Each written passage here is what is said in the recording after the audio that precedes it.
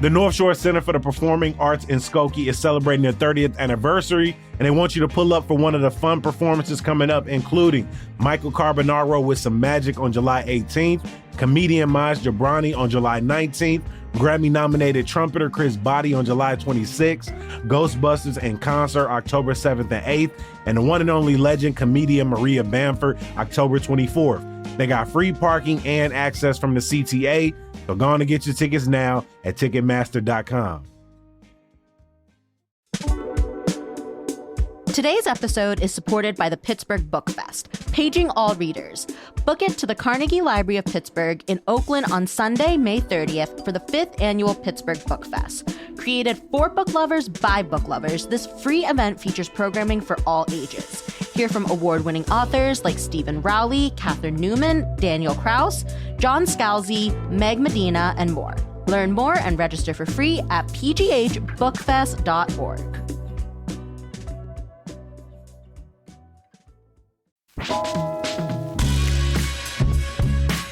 This is CityCast Pittsburgh. I'm Megan Harris, and here's what Pittsburgh's talking about. Aakanksha, buffet or a la carte on an Indian food menu? What's your jam? Any day a la carte. Are you anti-buffet? Not really, but I haven't had a good experience in Indian buffets in most places that I've tried. And that is Pittsburgh, but that's also other parts of the country. I feel it's just been sitting around for hours, and a lot of the food is also standardized to American palates and spice tolerances. And I think most buffet food is all cream. The things that are crispy are not crispy. The things that are supposed to be spicy are not spicy. It's kind of like a very flat taste to me when it comes to Indian food specifically. Well, that is why we were excited to talk to you specifically today. I'm with freelance writer and CityCast Pittsburgh contributor, Aakanksha Agarwal, who is going to tell us all about your favorite, most delicious Indian food in and around Pittsburgh.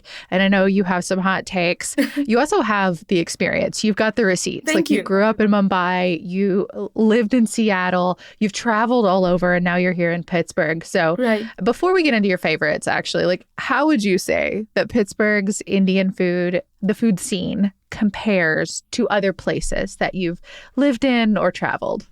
So, we still have a long way to go, but I think we are getting there. Pittsburgh has changed a lot in the last, few years in an exciting way when it comes to different immigrant cuisines. Indian food hasn't caught up that much as other immigrant cuisines have, but this is overall a positive trend. You see very similar menus over and over in the city: butter chicken, tikka masala, garlic naan, which are all delicious, by the way. I love butter chicken as much as the next person. But India is enormous. Food changes every few hundred miles. The food from North India, which is, more wheat-based. It has delicious rustic greens. It has a lot of beans, like red kidney beans, which is rajma, chole, which is chickpeas. South India has a lot of interesting fermented foods, rice fermentation, dosa, idli, uttapam. So it's really different. Central India is different. Eastern and Western India have very different coastal traditions, lots of interesting seafood. And I feel it kind of flattens everything into Indian cuisine, which is technically correct, but it loses a lot of nuance, It's like saying European cuisine, right? I feel like the American palate does something similar to a lot of what we might call an Eastern country, like the way Pittsburghers will talk about Chinese food. What province are we talking about? What culinary tradition are we talking about? Yeah. Are there places here in Pittsburgh where you can go that maybe honor that nuance a little bit better than others, even broadly, like Northern versus Southern? So, I still haven't seen too many places that have a really strong regional menu. But Bombay to Burg is a really good example of trying dishes from different parts of the country. They have really good northern and southern specialties on the same menu, though. So you could try a meen curry, which is a coconut-based fish curry, and an amazing butter chicken in the same restaurant.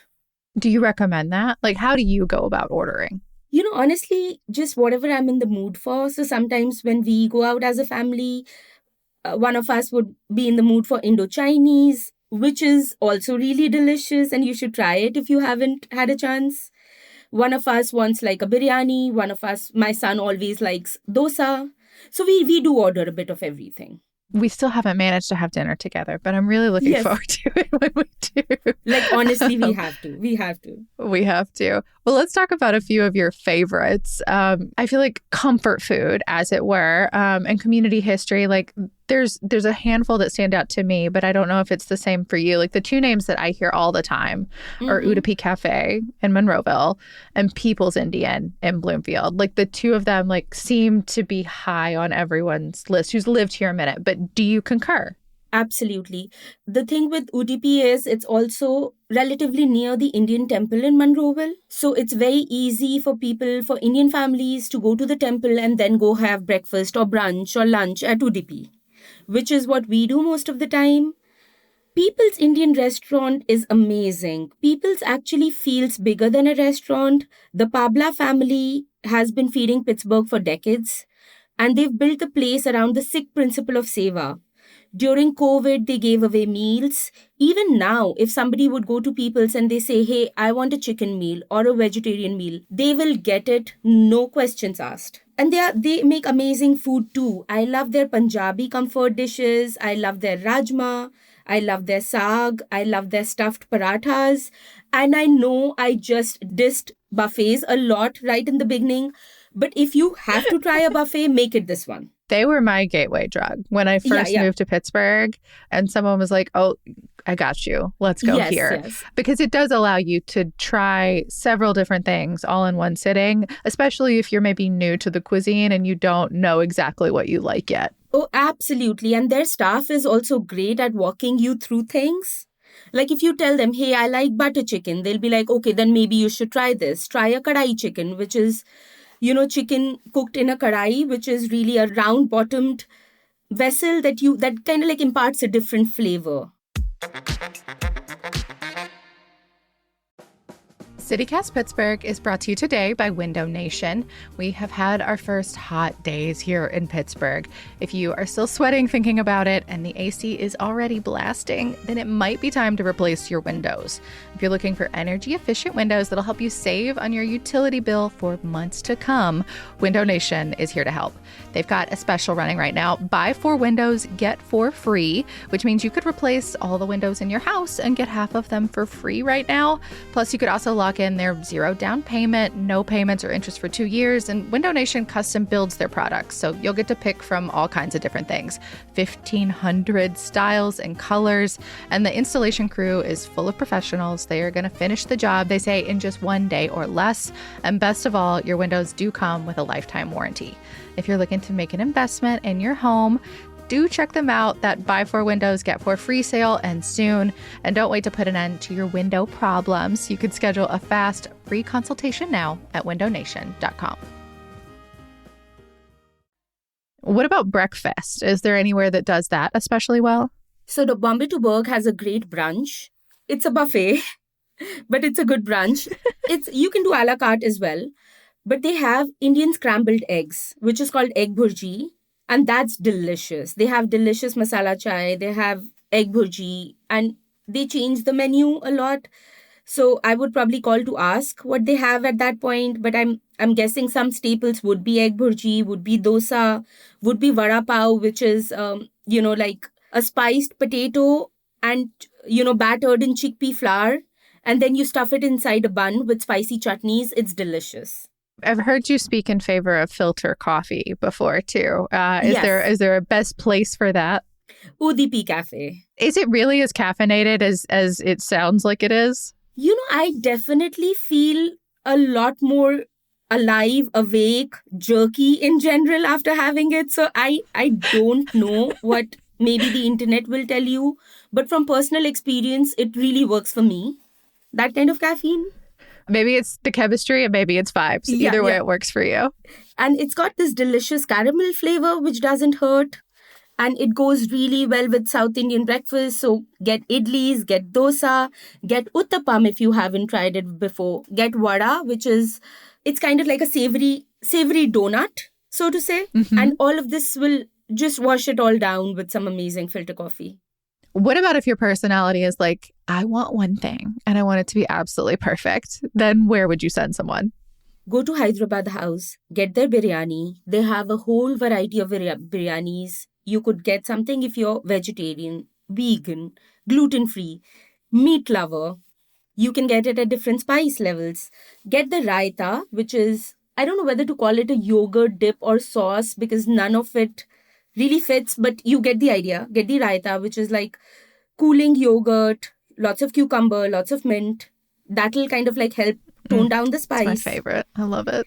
Now to heat things up, get the mirchi ka salan, which is literally mirchi is chilies. So it's a kind of green chili and it's not as, that particular chili is not as spicy as it sounds. And it's like a little coconut based relish, I would say, that would go amazing with the biryani. Their dosa is also really good. Okay, what about food trucks? Any of those that are high on your list? There is Shree's in downtown, which does like amazing South Indian style food. And there's some fusion there. You'll find like a tofu and broccoli curry there, but it's well executed fusion. Mm-hmm. It's not just putting things together for the heck of it. It's really well done food. There's India on Wheels in Oakland, which I tried recently and I was mind blown. And they do really good, really rustic Indian food. So amazing samosas, really good palak paneer. It's so good. And you know, the way I grew up eating, the spinach was never like pureed flat. It was never uniform. And the way Rita Amin makes it is also, it's like coarse. It's got a little bit of texture. It's got a lot of spice. It's really delicious. It's like the way I grew up eating it. So I really like that. Yeah. It's not blitz to submission. It doesn't have a ton of heavy cream. You can really taste the flavor. Yes, I've had the heavy cream versions too, also superb. But I feel like it's like having a really good Italian red sauce, for example, and then throwing cream cheese in it. It doesn't make it bad. It just makes it a different thing. Right. And then you don't want everything tasting the same, right? You want the dish to truly taste of the ingredients it's made from. I mean, I think that's one of the things that's like so special about a lot of Indian cuisine is that it does taste like so fresh. And especially if you're vegetarian or lighter on your meat consumption, it gives you so many more options too. Yeah. And, India on Wheels, speaking of fresh, every order is made fresh. And they do a spice level from 1 to 10, which I like. I sometimes want a 3.5 or a 4.5. And it's easy to say, okay, I want a 9, right? It's not easy for me. Talk about that, actually. Like, how do you counsel people to treat a spice scale when it comes to Indian cuisine? I find like a Thai menu, which is 9 on 10, I find it too spicy. And I've made that mistake of ordering 10 on 10. When it comes to Thai food, and I've regretted it. So if you eat a lot of Thai food and you do maybe a 3 on 5 there, then you could maybe do a 4 on 5 when it comes to Indian food. Or, begin at 2. 2 out of 10 or 2 out of 5? No shame in the spice game. Like begin at a 2 on 10. Like do what you like. But you can also build your spice tolerance with exposures.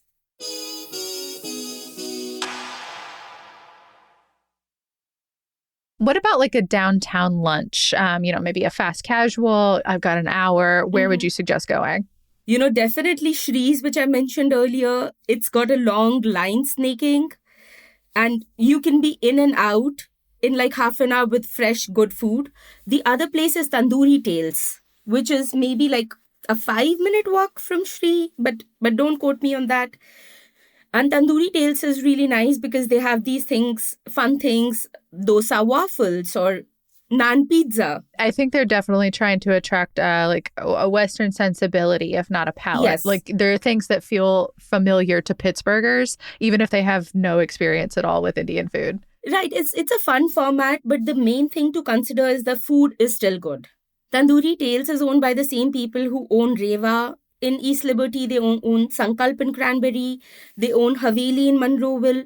So the Patel brothers, they kind of know what they're doing. And they are from Gujarat, which is really rich in its food culture. So the food at Tandoori Tales is good. Even though it's fast casual, it's good fast casual.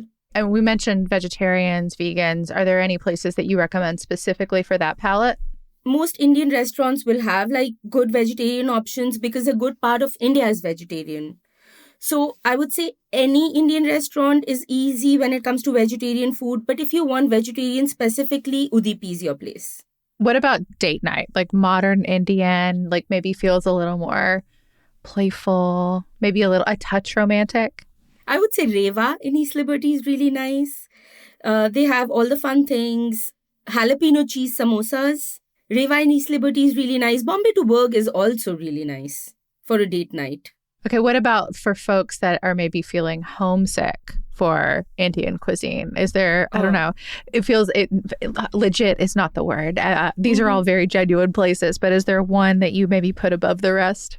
I really like going to Sankalp when I'm homesick. It's a really beloved place, and I like to say it's still like a kind of secret place when it comes to the Indian diaspora. And they've got really fun things too, like they have a 4-feet dosa, which you can share with your family. Yeah, it's this big. It's like huge. And it's meant for the table. Like you could go with a bunch of kids and all the kids split a dosa or the whole family shares it. Yeah. They've got really good Indo-Chinese, really good curries, really, really good like chicken tikka, Malai chicken tikka, which literally is like creamy chicken tikka. And it's really smoky and it's got a really good char grill flavor and it's not too spicy. Well, I feel like this has been such a wealth of places to try if you haven't already, but I do notice that it does seem like a little bit of a limited list. Like, some of your favorites like overlap a little bit here and there. Is there anything that you would like to see more of here in Pittsburgh? I would love to see more regional Indian food. I would love to see a place that has Gujarati food. I would love to see a place that has Bengali food. I would love to see a place where you can just have chai and chaat, and that could be maybe like a late night place. More South Indian food, like interesting crossover influences. So I feel immigrant communities are creating enough demand for restaurants to be more specific. And on that note, I would like to say Suba in the north side is a really, really nice spot. It's not an Indian spot. It's more a Bhutanese, Nepali spot. But they do have an Indian section in their menu as well. And because India shares borders, right, with Bhutan, with Nepal, right. It's really interesting food. And I've had that kind of food in some parts of North India. And it's a really nice menu and it's really good food. Well, Aakanksha, thank you for your wisdom. As always, I really am excited to get dinner together. We are going to see you soon. Thank you for being on CityCast. Thank you. That's all for today here on CityCast Pittsburgh. If you were listening and you feel like we left out your favorite, we would love to hear about it. You could text us or leave us a voicemail at 412-212-8893. That'll be our Indian food hotline, 412-212-8893. Of course, you can support us by becoming a CityCast Pittsburgh neighbor. All the details are at membership.citycast.fm. We will be back tomorrow with more from around the city. We'll talk to you soon.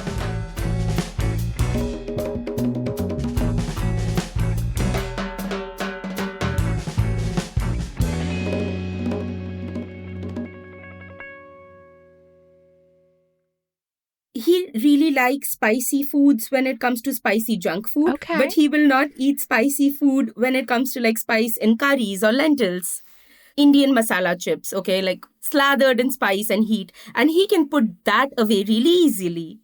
But a spicy biryani, he will have trouble with. Yeah, it's hilarious you say that because I had that exact experience with mine the other day where like these spicy barbecue chips, like not Takis, but similar. Yeah.